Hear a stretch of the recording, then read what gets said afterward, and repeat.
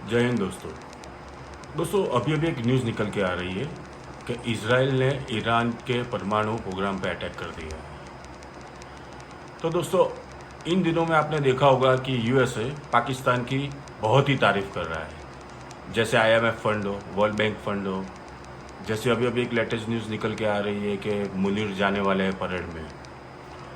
और ये सब चीज़ों में मैं ऐसा देख रहा हूँ, मेरा पर्सनल ओपिनियन है कि अभी यूएसए ईरान के विरुद्ध पाकिस्तान को इस्तेमाल करेगा, क्योंकि पाकिस्तान की तो आदत है, जैसे अफ़गानिस्तान में यूज़ किया था यूएसए ने, वैसे ही ईरान के सामने यूज़ करेगा। तो दोस्तों ये मज़ेदार वीडियो होने वाला है और ये मैं वीडियो आपके साथ लेके आया हूँ।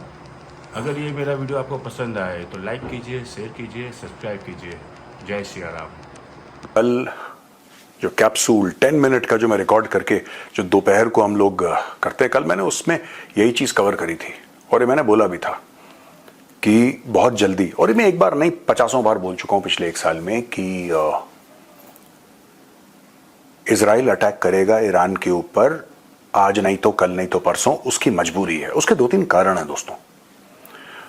आज मैं उन कारणों में जाऊंगा और जो अभी चल रहा है मैं उसके बारे में बताऊंगा। ये जो लड़ाई अब फैलेगी, ये जो आज शुरू हुई है, इसके बारे में एक और भविष्यवाणी मैं करता चलूं। ये ऊपर नीचे जैसे कि होता है ना, ईसीजी आप देखते हैं ना किसी बंदे का ईसीजी, ये लड़ाई ईसीजी टाइप की चलेगी। अभी ऐसे जा रही है, फिर ये हल्की सी नीचे आएगी, दुनिया गहरी सांस लेगी कि चलो शांति हो गई, फिर ये ऊपर जाएगी।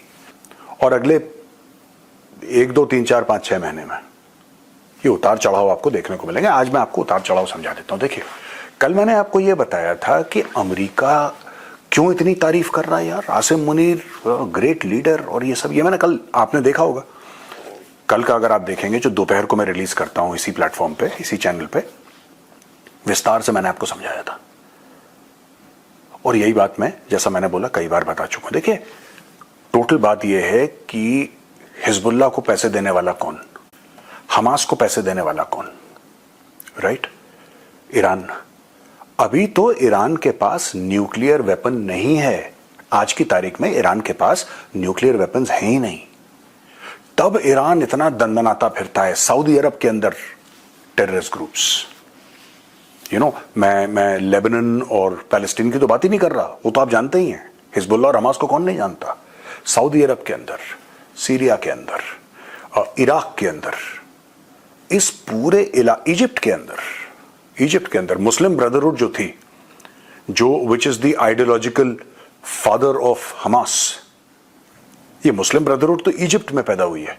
ये तो इजिप्शियन ऑर्गेनाइजेशन है, ठीक है। और इजिप्ट कहां है? इजिप्ट बिल्कुल बगल में है। इजिप्ट जो है इजराइल से बिल्कुल लगा हुआ है। तो ये पूरे इलाके में अपनी डिप्लोमेसी कैसे करता है ईरान? ईरान के ऊपर दोस्तों 1979 से सैंक्शंस है, लगातार सैंक्शंस है ईरान के ऊपर। ईरान अपना तेल नहीं बेच सकता, ईरान अपना सामान नहीं बेच सकता। अगर ईरान सामान बेचेगा तो ये हो जाएगा और ये करेगा तो वो हो जाएगा। तो दबाव से ईरान 1979 से है। अच्छा, इन्होंने एक अग्रीमेंट भी साइन करी थी, अमेरिकन ने, वेस्टर्न कंट्रीज ने सारी की सारी जो अग्रीमेंट साइन करी थी, वो साइन करी थी ईरान के साथ कि ठीक है, हम आपको ये देंगे, यानी कि आपके ऊपर से सैंक्शंस भी थोड़े बहुत हटा देंगे, ट्रेड भी करेंगे, आपके जो जीवन का जो स्तर है उसको भी हम थोड़ा सा ऊंचा करते हैं। यानी कि इट वॉज अंडरस्टूड। ऐसा किसी ने नहीं बोला कि आपका जो जीवन का जो स्तर है उसको हम ऊंचा करेंगे, लेकिन दिस वाज अंडरस्टूड कि सैंक्शंस हटेंगे तो you will become more prosperous, सब कुछ बढ़िया हो जाएगा। उसके बावजूद ईरान ने फायदे पूरे लिए, लेकिन चुपचाप चोरी से ईरान अपना न्यूक्लियर प्रोग्राम, उसमें और तेजी आ गई। देखिए, जब आपके पास एक ताकत होती है ना, कोई भी एक ताकत आपके पास है जो आपको पता है कि जिससे आप नेगोशिएट कर सकते हैं किसी के साथ। जब आप किसी के साथ तोल मोल के लिए बैठे हैं और आपके पास एक ताकत है जिससे आपको पता है आपको बेहतर डील मिलेगी, आप वो अपना हथियार क्यों छोड़ेंगे यार? क्यों छोड़ेंगे? कोई भी पागल आदमी ऐसा नहीं होगा। बिल्कुल, कोई जिसको कहते हैं बिल्कुल ही दिमाग से पैदल होगा वो छोड़ देगा, वरना पागल आदमी भी नहीं छोड़ेगा। Nobody will ever leave that. Iran को पता है कि न्यूक्लियर वो जो अपने प्लांट्स बना रहा है या एनरिचमेंट कर रहा है या फिर उसको उस क्रिटिकल मास की ओर ले जा रहा है, ये वेपन प्लेटफॉर्म्स बना रहा है, न्यूक्लियर वेपन्स बना रहा है, दुनिया से डरती है। ईरान भली भांति इससे परिचित है। अगर यूनाइटेड स्टेट्स ऑफ अमेरिका को, जैसे ट्रंप है सबको बोलता रहता है मैं ट्रेड करूंगा, मुझे लगता है ट्रंप ने कहीं ना कहीं ट्रेड को ओवर एस्टिमेट कर दिया। सैंक्शंस को या फिर टैरिफ्स को उसने बहुत ज्यादा बड़ा हथियार है, इसमें कोई शक नहीं है। Tariff is a very big weapon. But tariff वो, अगर आप पूछें टैरिफ्स के बारे में और सैंक्शंस के बारे में एक तरफ रखें और ईरान से बोलें न्यूक्लियर वेपन दूसरी ओर है, Iran will always go for a nuclear weapon. Iran को कोई फर्क नहीं पड़ता, आप उनके ऊपर सैंक्शंस लगा दें, आप उनकी हवा रोक दें, सांसें रोक दें, ईरान को कोई फर्क नहीं पड़ता। वो एक आइडियोलॉजिकल स्टेट है, राइट। और 1979 से ऐसा बनाया गया है कि हाँ ठीक है, अमेरिका की बर्बादी, इजराइल की बर्बादी, वेस्टर्न वर्ल्ड की बर्बादी, पूरी की पूरी बर्बादी का जिम्मा अकेला ईरान ने उठा रखा। अब यहां पे ईरान के साथ हो क्या रहा है दोस्तों, ये समझने वाली बात है। ईरान के ऊपर हमला हुआ, आपको पता ही है। और जो मैंने कल बताया था कि डिटेल में मैंने समझाया था कि आसिम मुनीर की ना ये तारीफ है, ये बड़ा तगड़ा लीडर है और ऐसा है वैसा है ये वो, ये इसीलिए है कि अमेरिका को आज की तारीख में पाकिस्तान की जरूरत है। मैंने कल एक और बात समझाई थी, आज मैं फिर उसको रिपीट करूंगा क्योंकि बहुत जरूरी है। जब पाकिस्तान एक्चुअली अमेरिका के साथ मिलकर काम कर रहा था अफगानिस्तान में, मैं 9/11 के बाद वाला पीरियड की बात कर रहा हूं, मैं अब पुराना पीरियड की बात नहीं कर रहा जब वो CIA का था। नहीं, यहां पे तो फॉर्मली ओवर्टली काम कर रहा था। पहले तो कोवर्ट काम था 79 to 89 के बीच में, अभी ओवर्टली काम कर रहा है on the face of it, सबके सामने। यार वहां पे एक बात आपने नोट करी कि जब वो काम कर रहा था अमेरिका के साथ, तब अमेरिका उसको हर समय ताने देता था, पाकिस्तान को क्रिटिसाइज करता था, डू मोर और करो। पाकिस्तान बड़ा परेशान था, पाकिस्तानी बड़े परेशान थे कि यार हम अपना सर कटवा रहे हैं इनके लिए, ये कह रहे हैं डू मोर, हम अपनी जानें दे रहे हैं, ये कह रहे हैं डू मोर। तो अमेरिकन हर समय उनको कहते थे डू मोर। ये एक नारा था डू मोर का। आज की तारीख में जब पाकिस्तान कुछ नहीं कर रहा, कुछ भी नहीं कर रहा पाकिस्तान, क्योंकि अमेरिका चला गया ना वहां से, अमेरिका तो चला गया। अब जो टेररिज्म के खिलाफ पाकिस्तान अगर लड़ भी रहा है तो वो तो उन्हीं लोगों के खिलाफ लड़ रहा है, पाकिस्तान की धरती, अपनी खुद की जमीन पे जो उसने खुद पैदा करे। अब पाकिस्तान को डू मोर कहने वाला तो कोई नहीं है, अमेरिका तो है नहीं अफगानिस्तान में। तो दोस्तों अगर ऐसी बात है तो आप समझ लीजिए फिर आज की तारीख में अमेरिका का क्या लेना देना पाकिस्तान से, कि पाकिस्तानियों की तारीफ हो रही है कि आपकी लीडरशिप बड़ी कमाल की है और आपके साथ तो हम ट्रेड करेंगे और ये करेंगे, और आसिम मुनीर तुम आ जाओ परेड पे।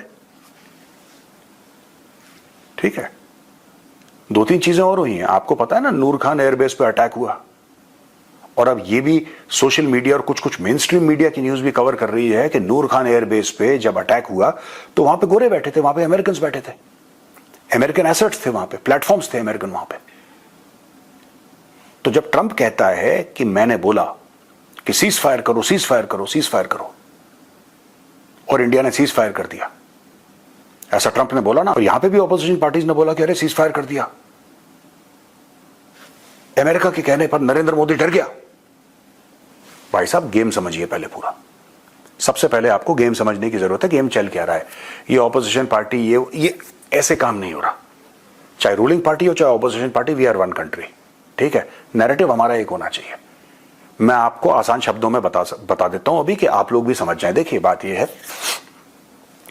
अमेरिकन एसेट्स नूर खान बेस में क्या कर रहे थे, पहले आपको यह समझना पड़ेगा कि अमेरिकन एसेट्स नूर खान बेस में क्या कर रहे थे।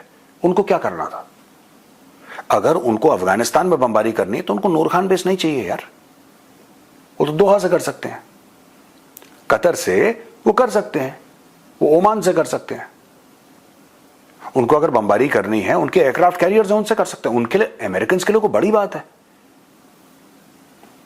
भाई साहब। ये सारा का सारा गेम जो हो रहा है वो इसलिए हो रहा है कि अमेरिकन, आज की तारीख में अमेरिकन कह रहे हैं हमें तो पता ही नहीं इजराइल ने अटैक कर दिया ईरान के। तुम्हें सब कुछ पता है, तुम्हारे आशीर्वाद से हुआ है। आज की तारीख में जो अमेरिकन भोला बनने की कोशिश कर रहे हैं कि यार इजराइल ने रातों रात अटैक कर दिया, वी डिडंट नो, हमसे पूछ के नहीं करा, तुमसे पूछ के नहीं। This is a joint collaboration and you should own up to it. कोई गलत बात नहीं, अच्छी बात है, you are doing a good job, I support Israel. और ये जो अमेरिकन ने, ये देखिए सीज फायर होना अचानक, अचानक सीज फायर, जब भारत का अपर हैंड था, अचानक सीज फायर होना क्यों? ये जो अमेरिकन एसेट्स थे नूर खान बेस पर, जब भारत ने वहां पे ब्रह्मोस मारी है, वो किसके लिए था? वो ईरान के लिए था। मैं आज फिर बोल रहा हूं, और ये पिछले 1 साल से आप मेरे वीडियो देखिए, 50 बार बोल चुका हूं, 50 बार बोल चुका हूं, और कल मैंने बात फिर बोली आपको। कल का वीडियो देख लो, अगर पुराने वीडियो देखने में आपको बहुत, क्योंकि आपको प्रॉब्लम हो जाएगी, आप इतना पीछे कहां जाएंगे, क्या क्या वीडियोस मेरे देखेंगे, मैं तो रोज रिकॉर्ड करता हूं। आप ये समझ लीजिए, पाकिस्तान की तैयारी हो रही है, पाकिस्तान, अब वो मौका आ गया है। मैंने ये भी कई बार बोला, ये आपको याद भी होगा, 2025 में ईरान में तख्ता पलट होने वाला है। ये 2025 है, और मैंने बोला था 2025 में एक्शन होगा। ये बात मैंने टेलीविजन पे भी बोली थी, और मैंने कल बोली थी, येस्टरडे, जो 7 बजे की शो में मैं आता हूं प्रतिशोध में, मैंने उसमें बोली थी ये होने वाला है। उस समय तो किसी को नहीं पता था कि इजराइल अटैक कर देगा। मैंने कल फिर लाइव टेलीविजन पे बोला ये होने वाला है। और जो पूरा सीज फायर का मामला हुआ है ना, ऑपरेशन सिंदूर का, ये कहीं ना कहीं इससे रिलेटेड है। कैसे रिलेटेड है? क्योंकि जब हमने अटैक करा, और ये मेरा एनालिसिस है, राइट, कि जब हमने अटैक करा तो हमने बहुत एयरफील्ड्स पे पाकिस्तान के अंदर अटैक करा था। पाकिस्तान, उसका गला सूख गया कि अब क्या करना है, चाइनीज इक्विपमेंट फेल हो रही है। वहां पे जाके दोस्तों ये पता चलता है, अच्छा भारत को नहीं पता था, भारत ने जब ब्रह्मोस मारे नूर खान एयरबेस पे, तब अचानक प्रेशर आया कि सीज फायर करो, सीज फायर करो, क्योंकि भारत को यह शायद नहीं पता था कि वहां पे अमेरिकन हैं। और पाकिस्तानियों ने चुपचाप नूर खान बेस अमेरिकन को पकड़ा दिया, यह हवा बना दिया, पीठ पीछे डिसेप्शन का एक बहुत लंबा गेम खेला। हम तो जीत गए, हम तो जीत गए, देखो इसीलिए तो हमने आसिम मुनीर को जनरल से फील्ड मार्शल बना दिया, ये वहां पे अमेरिका तारीफें कर रहा है। एक पूरा बहुत बड़ा डिसेप्शन का गेम खेला गया है पूरी दुनिया के साथ, मैं भारत के साथ नहीं, पूरी दुनिया के साथ एक डिसेप्शन का गेम खेला गया। अब आसिम मुनीर को, आओ इनको पेंटागन में इनकी मीटिंग है, इसके साथ मीटिंग है, उसके साथ मीटिंग है। अरे पाकिस्तान के आर्मी चीफ जो है, चाहे वो फील्ड मार्शल हो, चाहे XYZ हो, उसका मतलब क्या है अमेरिका में जाने का? उसका मतलब क्या है? उसको जो आप वहां पे परेड के लिए बुला रहे हैं, आसिम मुनीर को क्यों बुला रहे हैं? जब आप कहीं परेड पे ऐसे बुलाते हैं तो आप किसको बुलाते हैं? आप प्राइम मिनिस्टर शहबाज शरीफ क्यों नहीं जा रहा? मेरा पाकिस्तान से इशू नहीं है, मैं कह रहा हूं शहबाज शरीफ क्यों नहीं जा रहा, आसिम मुनीर क्यों जा रहा है? क्योंकि उनको पता है कि आसिम मुनीर अब बन चुका है field marshal, is a 5 star general, and for all practical purposes, चाहे उनकी लाइंस अलग अलग हो, रिपोर्टिंग लाइंस अलग अलग हो, now he senior to the navy chief and the air chief.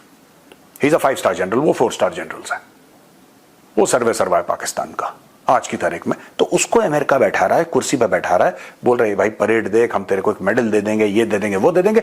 उसकी ईगो बूस्ट कर रहा है, उसको पैसे दे दिए। जो $400 मिलियन दिए थे F-16 के लिए, वो किस दिन के लिए दिए थे? अब आपको पता लगेगा किस दिन के लिए दिए थे। जिसको भी गलतफहमी है कि अफगानिस्तान में होगा 10, 20, 25%, 70 से लेकर 80% उसका खेल ईरान के खिलाफ होने वाला है दोस्तों।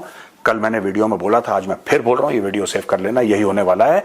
और जो लड़ाई के बारे में मैं 2024 से बोलता चला आ रहा हूं, 2024 से मैं लगातार बोलता चला आ रहा हूं कि ये होगा, तख्ता पलट की कोशिश होगी, ईरान में, तेहरान में तख्ता पलट की कोशिश होगी, वो रात को शुरू हो गई। ये मेरी भविष्यवाणी सत्य निकली।